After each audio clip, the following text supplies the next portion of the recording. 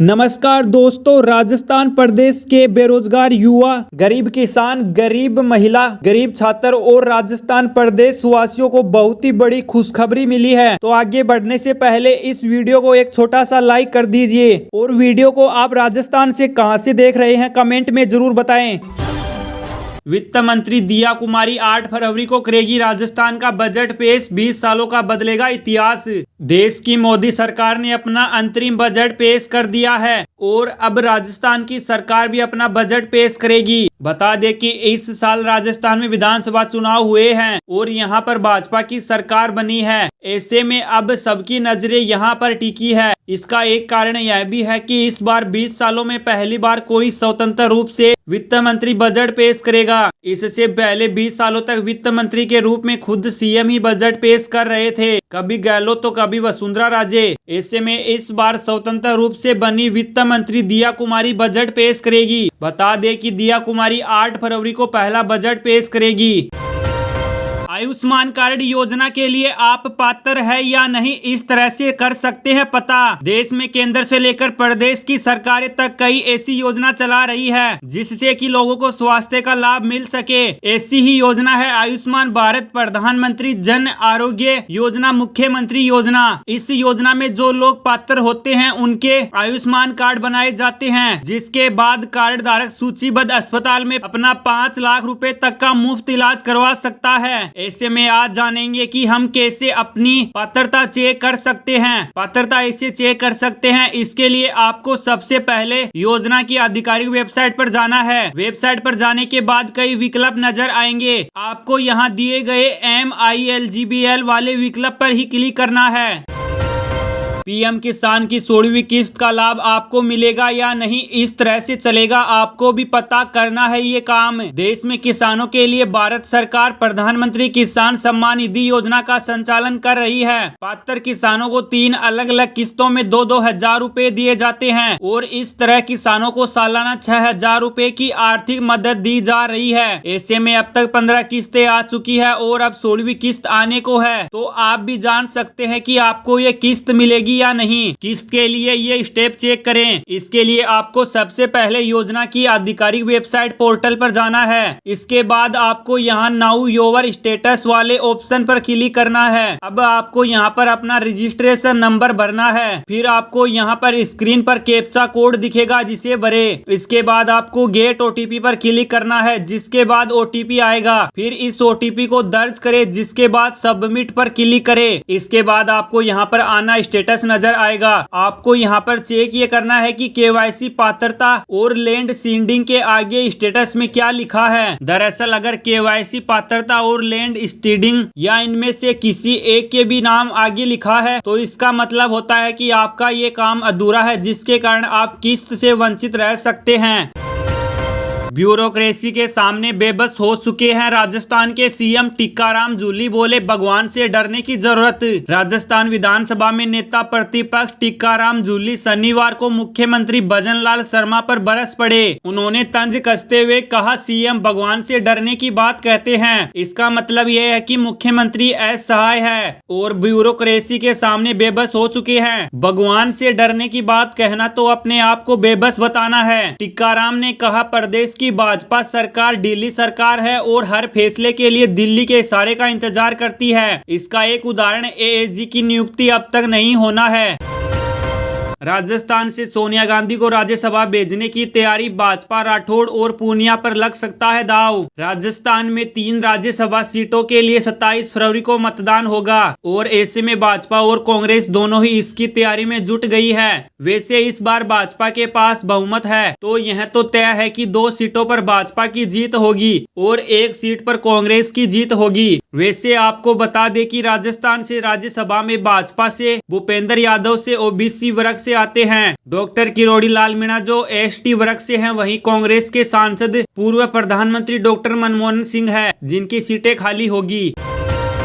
कोटा से चोमहला रूट के यात्रियों को मिलेगी राहत, नई मेमू ट्रेन होगी शुरू, जाने टाइमिंग। कोटा और चोमहला के बीच सफर करने वाले यात्रियों के लिए बड़ी खुशखबरी है। जल्द ही इस रूट के लिए नई मेमू ट्रेन शुरू की जा रही है, जिसका टाइम टेबल रेल मंत्रालय ने जारी कर दिया है। नई मेमू ट्रेन सुबह 5:45 से कोटा से रवाना होगी और सुबह 7 बजे राजगमंडी होते हुए सुबह 9:10 बजे चोहमला पहुंचेगी। वहीं यह ट्रेन सुबह 9:20 चोमहला से रवाना होगी और सुबह 10:43 रामजगड़ी से होते हुए दोपहर 12:45 बजे कोटा पहुंचेगी। बता दें कि गुरुवार को पेश किए गए बजट में राजस्थान को उम्मीद से 3 गुना ज्यादा फंड मिला है। ट्रैक डंपिंग के लिए 925 करोड़, गेज कन्वर्जन के लिए 129 करोड़, मौजूदा चल रहे प्रोजेक्ट को पूरा करने के लिए 1288 करोड़, नई लाइन डालने के लिए 1438 करोड़, ट्रैफिक वर्क के लिए 206 करोड़, इलेक्ट्रिफिकेशन के लिए 158 करोड़ दिया गया।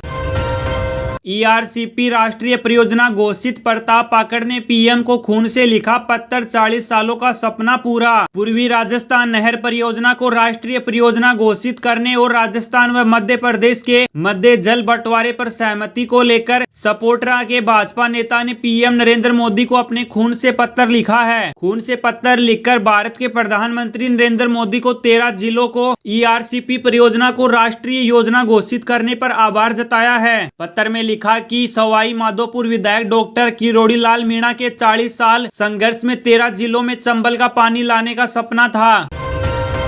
पेटीएम के शेयर में 20% की गिरावट, RBI के बैन से 9,646 करोड़ रुपए की मार्केट कैप साफ। भारतीय डिजिटल भुगतान फर्म पेटीएम के शेयर में शुक्रवार को 20% की गिरावट आई है। भारतीय रिजर्व बैंक ने पेटीएम पेमेंट्स बैंक लिमिटेड को किसी भी ग्राहक खाते, प्रीपेड साधन, वॉलेट एवं फास्टैग में 29 फरवरी 2024 के बाद जमा या टॉप अप स्वीकार न करने का बुधवार को निर्देश दिया था। इसके बाद कंपनी के शेयर में लगातार गिरावट आ रही है। बॉम्बे स्टॉक एक्सचेंज पर शेयर 20% की गिरावट के साथ 487.05 रुपए पर पहुंच गए। नेशनल स्टॉक एक्सचेंज पर 20% गिरकर 487.20 रुपए रहे। कंपनी का बाजार पूंजीकरण भी 9,646.31 करोड़ रुपए घटकर 38,663.69 रुपए हुआ। गहलोत सरकार के अंतिम 6 महीने के काम की मुख्यमंत्री भजन लाल करवाएंगे जांच, पूर्व CM के लिए खड़ी हो सकती है मुसीबत। राजस्थान में जब से सरकार बदली है और नए CM ने काम संभाला है, उस दिन से कोई न कोई बड़े फैसले हो रहे हैं। ऐसे में अब तक निर्णयों के बाद CM भजन लाल ने एक और फैसला लिया है और वो ये कि राजस्थान में गहलोत सरकार के अंतिम 6 महीने में लिए गए निर्णयों की समीक्षा के लिए कमेटी का गठन कर दिया गया है। मीडिया रिपोर्ट्स की माने तो मंत्रिमंडल सचिवालय की ओर से जारी आदेश के अनुसार पूर्ववर्ती सरकार के कामकाज की समीक्षा के लिए मंत्रिमंडल के लिए समिति बनाई गई है। इस समिति के संयोजक चिकित्सा स्वास्थ्य मंत्री गजेंद्र सिंह होंगे।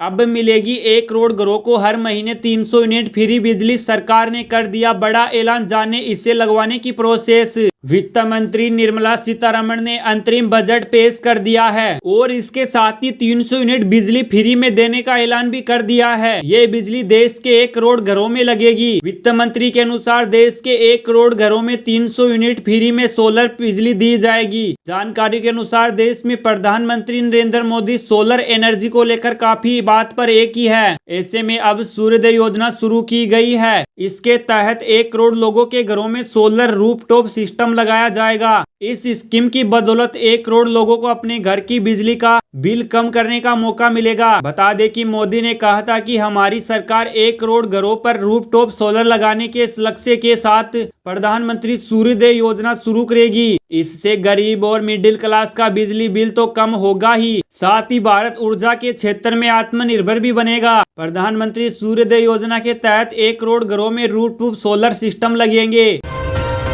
बजट के बाद शेयर बाजार के 7 रुपए में भी आई तेजी, डॉलर के मुकाबले इतने पैसे बढ़ा रुपया। डॉलर के मुकाबले रुपए में शुक्रवार के कारोबारी सत्र में मजबूती देखी जा रही है। आज रुपया 16 पैसे रिकवर कर शुरुआती कारोबार में 83.82 पर ट्रेड कर रहा है। भारतीय रुपए में तेजी की वजह शेयर बाजार में आई तेजी को माना जा रहा है। बीते दिन संसद में केंद्रीय वित्त मंत्री निर्मला सीतारमण ने अंतरिम बजट पेश किया था। समाचार एजेंसी PTI आरबीआई की रिपोर्ट में बताया गया है कि फॉरेक्स ट्रेड का कहना है कि अंतरिम बजट का शेयर बाजार पर सकारात्मक प्रभाव पड़ा, क्योंकि इसने वित्त वर्ष 2015 के लिए राजकोषीय घाटे को सकल घरेलू उत्पाद के 5.1% तक कम करने का प्रकाश डाला। इसके अलावा विदेशी बाजार में अमेरिकी मुद्रा की भी कमजोरी से भी धारणा मजबूत हुई। इंटरबैंक फॉरेन एक्सचेंज के मुताबिक डॉलर के मुकाबले रुपया आज 82.91 पर खुला और फिर 82.82 के उच्च स्तर को छू गया। यह पिछले बंद के मुकाबले 16 पैसे की बढ़त दर्शाता है। गुरुवार को अमेरिकी डॉलर के मुकाबले रुपया 6 पैसे मजबूत होकर 82.98 पर बंद हुआ। दुनिया की बड़ी करेंसी के मुकाबले अमेरिकी मुद्रा की मजबूती बताने वाला डॉलर इंडेक्स 0.03% की गिरावट के साथ 103.1 पर बंद हुआ।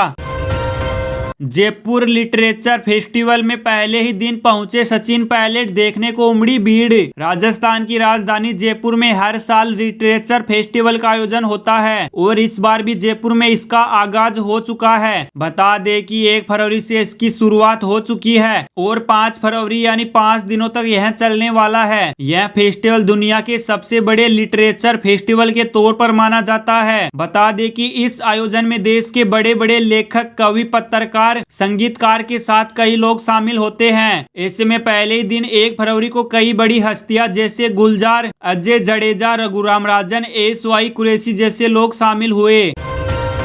2000 रुपए के 97.5% नोट बैंकिंग प्रणाली में वापस आए। आरबीआई ने बताया अब भी जनता के पास है कितने करोड़। आरबीआई ने गुरुवार को बताया कि 2000 रुपए के लगभग 97.5% नोट बैंक प्रणाली में वापस आ गए हैं और अब भी केवल 8,897 करोड़ रुपए के नोट अभी जनता के पास हैं। 19 मई 2023 को आरबीआई ने 2000 रुपए मूल्य वर्ग के नोटों को वापस लेने का ऐलान किया था। जिस समय यह ऐलान किया गया था उस समय इन नोटों की कुल कीमत 3.56 लाख करोड़ रुपए थी। केंद्रीय बैंक ने कहा कि 2000 रुपए के नोट अभी वैध मुद्रा बना रहेंगे और लोग देश भर के 19 आरबीआई कार्यालय में जाकर नोट जमा और बदल सकते हैं। लोग पोस्ट ऑफिस के जरिए आरबीआई कार्यालय को 2000 रुपए के नोट भेजकर अपने बैंक खाते में भी जमा करा सकते हैं। शुरुआत में आम लोगों को 30 सितंबर 2023 तक इस नोटों की प्रणाली को बदलने या बैंक खाते में जमा कराने का विकल्प दिया गया था। बाद में यह समय सीमा बढ़कर 7 अक्टूबर 2023 कर दी गई। 8 अक्टूबर 2023 से लोगों को आरबीआई ने 19 कार्यालयों में नोट को बदलने या जमा कराने का विकल्प दिया गया।